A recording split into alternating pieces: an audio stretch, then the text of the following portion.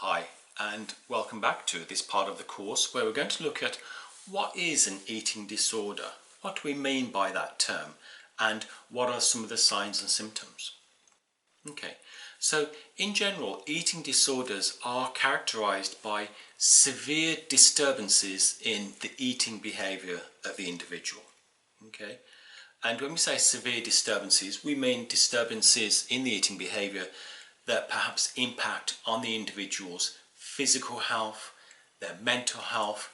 It impacts on their ability to work, to study effectively, to attend school, to socialize, for example. So an eating disorder often impacts on several parts of the person's life.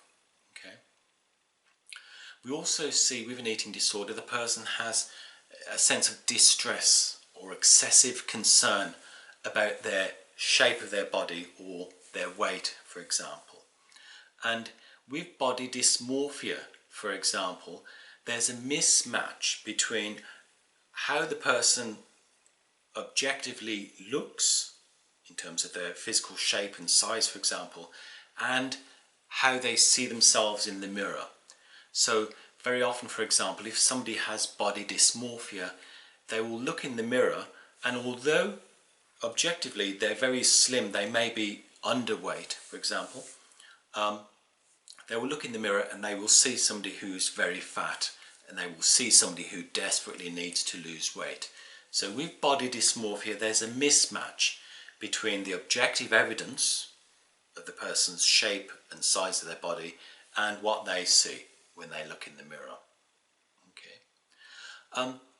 Eating disorders often occur with severe medical or psychiatric comorbidity. That's a big word, isn't it? Basically, what comorbidity means is that eating disorders often run alongside other mental health issues. So we know from clinical evidence, for example, that people with eating disorders are much more often, much more likely to experience anxiety, depression, panic attacks and worry, for example, and problems with sleeping. Okay, and that can compound the symptoms of an eating disorder to have these other issues going on at the same time. Okay, so eating disorders often occur with medical or psychiatric comorbidity. Okay. When we talk about a disorder in general, whether we talk about a depressive disorder, an anxiety disorder, or in this case an eating disorder, what we're really saying there from a clinical point of view is that this issue, the eating disorder for example, is creating disorder in the person's life.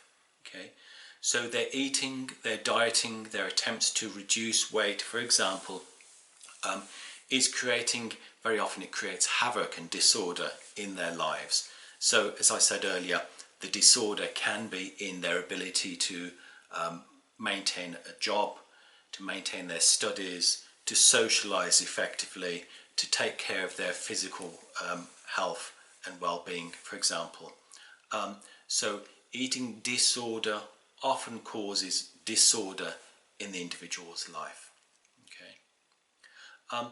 Now, in terms of clinical experts who assess people with eating disorders, I'd like to point out that if you do have any concerns for yourself, or perhaps a colleague, a friend, family member, or somebody that you provide help and support for, if you have any concerns about them in terms of having an eating disorder, for example, it's very important that we, as professionals, that we don't try and diagnose people as having an eating disorder. We need to access help and support and an effective assessment for them. Okay, so the first point of call very often is the general practitioner or the primary care physician for the individual, who will have a wide range of expertise in various health and medical issues. So that's the first point of call. Okay, if the general practitioner or the family physician, for example, after carrying out an initial consultation and assessment, If he or she has any specific concerns around an eating disorder, that physician or general practitioner will refer the individual on to a medical doctor who specialises in the assessment of eating disorder. Okay, so I need to clarify that point. Please don't make diagnoses of people and tell people that they have eating disorders, even if you see many of those signs and symptoms. Please do get them the help, support and assessment from a clinical expert in the field. What that clinical expert will do is, of course, interview the individual. They'll ask them a whole range of questions about their eating plan, their dieting, their exercise. They will often weigh them, and they will check to see whether they have a healthy body weight at the moment. And we'll look at what is a healthy body weight a little bit later in the program. And one thing that the expert will also do is they will ask the individual to perhaps keep a diary of the food that they eat day by day in each portion of the day, how often they exercise, for example, and they'll get them to keep a diary of several weeks in some cases, and then when they return to the physician in several weeks' time, they'll bring that diary with them. They will be weighed again, and the expert will go through every single point in that food and exercise diary. And there's a clinical assessment interview that the expert will carry out as well. They'll ask a whole range of questions to gather as much information as they can before they make an initial diagnosis of, for example, anorexia nervosa or bulimia nervosa or some other eating disorder.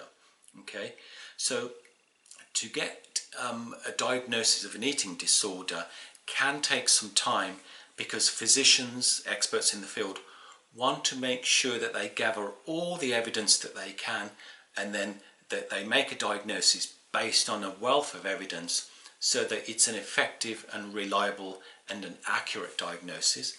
And following on from that effective, reliable, accurate diagnosis, that expert, then that medical doctor, can propose various interventions, treatment plans, for example, for that individual. Okay, I hope you found that useful, and I'll speak to you shortly. Thank you very much.